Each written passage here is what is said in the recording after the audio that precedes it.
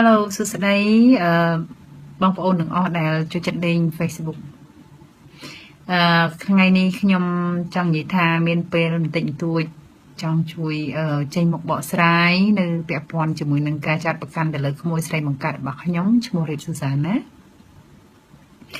តាមពិតទៅខ្ញុំតាមចិត្តខ្ញុំចង់បកស្រាយតាំងពីម្សិលតែដោយសារខ្ញុំអត់មានពេលណាម្សិលមិញខ្ញុំដើរលេងជាមួយសាណារហូតចាហើយស្រាប់តែមានមួយស្ទុះលេខ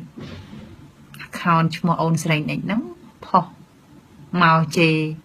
សាណាថាខំស្រឡាញ់វាខំគ្រប់ត្រូលវាចង់ងាប់វាធ្វើរឹកដូចតារាល្បីហើយមានស្លាប់ជេគ្នាអញ្ចឹងណាខ្ញុំលឺអញ្ចឹងខ្ញុំហួសចិត្តដែរព្រោះអីម្សិលមិញហ្នឹងខ្ញុំដើរជាមួយសាណានៅអ៊ីអននិយាយចំទៅអត់មានឃើញពីណាគេលេចមុខមកសុំសួរសាណាឬក៏ hello ដាក់សាណាអត់ឆ្លើយដែរ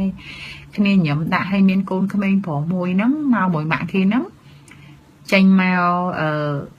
សុំថតរូបគ្នាក៏ថតដាក់រស់រាយរាក់ទាក់ហើយដល់ពេលសត្វតលិចអញ្ចឹងមកខ្ញុំហួសចិត្តហ្នឹងអញ្ចឹងហើយនឹងដែលខ្ញុំចេញមកបកស្រាយហ្នឹងគឺគ្រាន់តែខ្ញុំចង់ប្រាប់ថា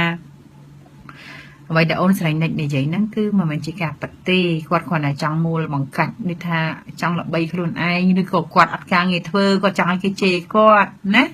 ហើយក៏មានពាក្យខ្លះៗដែរថាសាណាហ្នឹងវាយរឹកណាកូនហ្នឹងឆ្មើងចេះតាមពិតខ្ញុំចង់ប្រាប់ថាសាណាក្មេងល្អគាត់អត់ចេះវាយរឹកទេណាគាត់ទៅណាមកណាគាត់ជួបគេក៏ដោយមិនថាអ្នកក្រអ្នកមានអ្នកយាមឡានអ្នកបោះសម្រាមឬក៏អីទេឲ្យតែគេស្គាល់គាត់និយាយមួយគេរហូតមានតែចង់និយាយមួយគេច្រើនរហូតដល់គេតែខ្លះតែនិយាយមួយគេច្រើនជុលមនុស្សកូនហ្នឹងតាំងពីកណ្ដាលរបស់គាត់មកកើតមកគឺនិយាយទៅគាត់ជួយចិត្តសុបាយហើយរੂរាយរាក់ទាក់ហើយណាមួយមកគាត់មានអំណោយទានទៀតទៅណាគេចូលចិត្តហើយខ្ញុំក៏ចង់ប្រាប់ឲ្យបងប្អូនទាំងអស់ដែលស្រឡាញ់គ្រប់ត្រូលសាណាហ្នឹងកុំយល់ច្រឡំហើយដោយសារសាណាអត់មានពេលចេញមកបកស្រាយទេដោយសារនាងរវល់ខ្លាំងណានាងរវល់រៀនផងហើយជប់នឹងកម្មវិធីប្រឡងផងអញ្ចឹងដោយសារខ្ញុំមិនចង់ឲ្យមានការភ័ន្តច្រឡំចំពោះនាងណាមួយនាងគឺជាក្មេងស្រីម្នាក់ដែលថាទើបតែចាប់ផ្ដើមធំពេញវ័យអញ្ចឹងខ្ញុំអត់ចង់ឲ្យមានការបាក់ទឹកចិត្តចាបាក់ទឹកចិត្តដោយសារការចោទប្រកាន់នេះអញ្ចឹងហើយខ្ញុំសុខចិត្តចំណាយពេលវេលាបញ្ចេញជាវីដេអូឃ្លីបនេះបកស្រាយបងប្អូនទាំងអស់ឈប់មានចម្ងល់ទៀតថាហេតុអីបានម្នាក់ស្រីនិចហ្នឹងនិយាយថាគាត់ហ្នឹងអញ្ចឹងហើយគាត់នៅចង់បញ្ជាក់ឡើងវិញថាស្រីនិចហ្នឹងនៅចោទប្រកាន់សាណាហ្នឹងថ្ងៃទី24ខែ5ហ្នឹងណាថ្ងៃហ្នឹងគឺខ្ញុំដើរពេញមួយក្មួយខ្ញុំមួយថ្ងៃបលល្ងាចអត់មានឃើញណាគេចេញមកនិយាយជាមួយឬក៏ hello ដាក់ឲ្យសាណាអត់ hello ដាក់ឯងចាខ្ញុំមិនបានជួបប្រទេសទេអញ្ចឹងរឿងដែលគាត់និយាយហ្នឹងគឺបួលប្រកាច់ទាំងស្រុងហើយអត់មានជួបគាត់គឺឬក៏បានឃើញគាត់ឬក៏គាត់ឃើញសាណាពីចម្ងាយយ៉ាងម៉េចយើងអត់ដឹងទេណាតែរឿងហ្នឹងអត់មានកាត់ឡើងទេហើយចំពោះបងប្អូនដែលធ្លាប់ជួបសាណាក៏គាត់ដឹងដែរថាសាណាអត់មានដែរវាយរឹកឲ្យឆ្មើអញ្ចឹងណាព្រោះអីនាងគឺជាក្មេងម្នាក់ដែលមានការយល់ដឹងដូចមនុស្សធំអញ្ចឹងយើងបដៅគាត់ឲ្យគាត់ឆាប់ចាប់យកបានណាហើយខ្ញុំអីក៏អាសាបដៅថាណាពេលណាខ្លួនឯងល្បីអីកុំវាយរឹកកុំធ្វើឲ្យគេស្អប់ណាហើយនាងដឹងចាហើយចំពោះនាងផ្ទាល់ក៏នាងក៏ធ្លាប់សួរខ្ញុំដែរថាពេលគេសាយដាក់ត្រូវធ្វើមិនអីមិនហើយអញ្ចឹងនាងខំព្យាយាមដោយសារអត់ចង់ឲ្យគេថានាងអញ្ចឹងណាតែមានអ្នកខ្លះខ្ញុំគិតថាគាត់ចំណែនហើយអញ្ចឹងទៅចេះតែមូលប្រកាច់អញ្ចឹងសម្រាប់អ្នកចំណែនសម្រាប់អ្នកស្អប់សម្រាប់អ្នកដែលចង់មូលប្រកាច់មូលបង្ខូចខ្ញុំយល់ថាទៅបីខំធ្វើល្អយ៉ាងណាក៏នៅតែល្អដែរអញ្ចឹងអ្វីដែលខ្ញុំចេញមកបកស្រាយនៅពេលនេះគឺខ្ញុំសម្រាប់បកស្រាយចំពោះអ្នកដែលស្រឡាញ់ជួយចិត្តសាណាទេណាឲ្យគាត់យល់ថាអ្វីដែលម្នាក់នឹងនិយាយមិនមែនជាការពិតចាហើយចំពោះអ្នកស្អប់អ្នកចំណែនហ្នឹងគឺខ្ញុំអត់ខ្វល់ថាគាត់ចង់គិតយ៉ាងម៉េចក៏គិតទៅតែចំពោះដែលអ្នកស្រឡាញ់ខ្ញុំមិនចង់ឲ្យគាត់បាក់ទឹកចិត្តហើយមិនចង់គាត់គិតថាកូននឹងអញ្ចឹងតែខ្ញុំ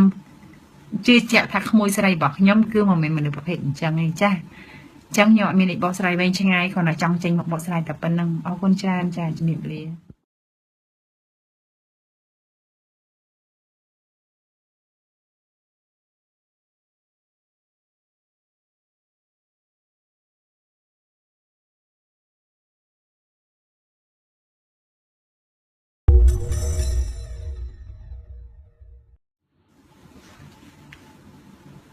Hello សួស្តីបងប្អូនទាំងអស់ដែលចូលចិត្តលេង Facebook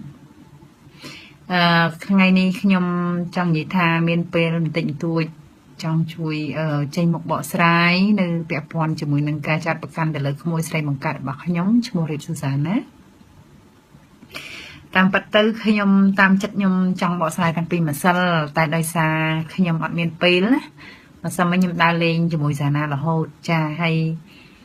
ស្រាប់តែមានមកស្ទុះលេខ account ឈ្មោះអូនស្រីនេះហ្នឹងផុសមកជេសាណាថាខំស្រឡាញ់វាខំគ្រប់ត្រូលវាចង់ងាប់វាធ្វើរឹកដូចតារាល្បីហើយមានស្លាប់ជេគ្នាអញ្ចឹងណាខ្ញុំលឺអញ្ចឹងខ្ញុំហួសចិត្តដែរព្រោះអីម្សិលមិញហ្នឹងខ្ញុំដើរជាមួយសាណានៅអ៊ីអននិយាយចំទៅអត់មានឃើញពីណាគេលេចមុខមកសុំសួរសាណាឬក៏ hello ដាក់សាណាអត់ឆ្លើយដែរគ្នាញឹមដាក់ឲ្យមានកូនក្មេងប្រុសមួយហ្នឹងមកមួយម៉ាក់គេហ្នឹងចេញមកសុំថតរូបគ្នាក៏ថតដាក់រੂរាយរាក់ទាក់ហើយដល់ពេលសត្វតលិចអញ្ចឹងមកខ្ញុំហួសចិត្តហ្នឹងអញ្ចឹងហើយនឹងដែលខ្ញុំចេញមកបកស្រាយហ្នឹងគឺគ្រាន់តែខ្ញុំចង់ប្រាប់ថាអ្វីដែលអូនស្រីនិចនិយាយហ្នឹងគឺមិនមែនជាការប៉ັດទេគាត់គ្រាន់តែចង់មូលបង្កាច់ដូចថាចង់ល្បីខ្លួនឯងឬក៏គាត់អត់ការងារធ្វើគាត់ចង់ឲ្យគេជេរគាត់ណាហើយក៏មានពាក្យខ្លះដែរថាសាណាហ្នឹងវាយរឹកណាកូនហ្នឹងឆ្មើងចេះតាមប៉ັດខ្ញុំចង់ប្រាប់ថាទើបតែចាប់ផ្ដើមធំពេញវ័យអញ្ចឹងខ្ញុំអត់ចង់ឲ្យមានការបាក់ទឹកចិត្តចាបាក់ទឹកចិត្តដោយសារការចោទប្រកាន់នេះអញ្ចឹងហើយខ្ញុំសុខចិត្តចំណាយពេលវេលាបញ្ចេញជាវីដេអូឃ្លីបនេះបកស្រាយបងប្អូនទាំងអស់ឈប់មានចម្ងល់ទៀតថាហេតុអីបានម្នាក់ស្រីនិចហ្នឹងនិយាយថាគាត់ហ្នឹងអញ្ចឹងហើយគាត់នៅចង់បញ្ជាក់ឡើងវិញថាស្រីនិចហ្នឹងនៅចោទប្រកាន់សាណាហ្នឹងថ្ងៃទី24ខែ5ហ្នឹងណាថ្ងៃហ្នឹងគឺខ្ញុំដើរពេញមួយក្មួយខ្ញុំមួយថ្ងៃបើល្ងាចអត់មានឃើញណាគេចេញមកនិយាយជាមួយឬក៏ hello ដាក់ឲ្យសាណាអត់ hello ដាក់ឯងចាខ្ញុំមិនបានជួបប្រទេសទេអញ្ចឹងរឿងដែលគាត់និយាយហ្នឹងគឺបួលប្រកាច់ទាំងស្រុងហើយអត់មានជួបគាត់គឺឬក៏បានឃើញគាត់ឬក៏គាត់ឃើញសាណាពីចម្ងាយយ៉ាងម៉េចយើងអត់ដឹងទេណាតែរឿងហ្នឹងអត់មានកាត់ឡើងទេហើយចំពោះបងប្អូនដែលធ្លាប់ជួបសាណាក៏គាត់ដឹងដែរថាសាណាអត់មានដែរវាយរឹកឲ្យឆ្មើអញ្ចឹងណាអេព្រោះអីនេះគឺថាសាណាក្មេងល្អគាត់អត់ចេះវាយរឹកទេណាគាត់ទៅណាមកណាគាត់ជួបគេក៏ដោយមិនថាអ្នកក្រអ្នកមានអ្នកយាមឡានអ្នកបោះសម្រាមឬក៏អីទេឲ្យតែគេស្គាល់គាត់និយាយមួយគេរហូតមានតែចង់និយាយមួយគេច្រើនរហូតដល់គេពេលខ្លះនិយាយមួយគេច្រើនជុលមនុស្សកូនហ្នឹងតាំងពីកណ្ដាលរបស់គាត់មកកើតមកគឺនិយាយទៅគាត់ជួយចិត្តសบายហើយរੂរាយរាក់ទាក់ហើយណាមួយមកគាត់មានអំណោយទានទៀតទៅណាគេចូលចិត្តហើយខ្ញុំក៏ចង់ប្រាប់ឲ្យបងប្អូនទាំងអស់ដែលស្រឡាញ់គ្រប់ត្រូលសាណាហ្នឹងកុំយល់ច្រឡំហើយដោយសារសាណាអត់មានពេលចេញមកបកស្រាយទេដោយសារនាងរវល់ខ្លាំងណានាងរវល់រៀនផងហើយជាប់នឹងកម្មវិធីប្រឡងផងអញ្ចឹងដោយសារខ្ញុំមិនចង់ឲ្យមានការភ័ន្តច្រឡំចំពោះនាងណាមួយនាងគឺជាក្មេងស្រីម្នាក់ដែលថាជាក្មេងម្នាក់ដែលមានការយល់ដឹងដូចមនុស្សធំអញ្ចឹងយើងបដៅគាត់ឯងគាត់ឆាប់ចាប់យកបានណាហើយខ្ញុំអីក៏អាសាបដៅថាណាពេលណាខ្លួនឯងល្បីអីកុំវាយឬកុំធ្វើគេស្អប់ណាហើយនាងដឹងចាហើយចំពោះនាងផ្ទាល់ក៏នាងក៏ធ្លាប់សួរខ្ញុំដែរថាពេលគេសាយដាក់ត្រូវធ្វើមិនអីមិនហើយអញ្ចឹងនាងខំព្យាយាមដោយសារអត់ចង់ឲ្យគេថានាងអញ្ចឹងណាតែមានអ្នកខ្លះខ្ញុំគិតថាគាត់ចំណែនហើយអញ្ចឹងទៅចេះតែមូលប្រកាច់អញ្ចឹងសម្រាប់អ្នកចំណែនសម្រាប់អ្នកស្អប់សម្រាប់អ្នកដែលចង់មូលប្រកាច់មូលបង្ខូចខ្ញុំយល់ថាទៅបីខំធ្វើល្អយ៉ាងណាក៏នៅតែល្អដែរអញ្ចឹងអ្វីដែលខ្ញុំចេញមកបកស្រាយនៅពេលនេះគឺខ្ញុំសម្រាប់បកស្រាយចំពោះអ្នកដែលស្រឡាញ់ជួយចិត្តសាណាទេណាឲ្យគាត់យល់ថាអ្វីដែលម្នាក់នឹងនិយាយមិនមែនជាការពិតចាហើយចំពោះអ្នកស្អប់អ្នក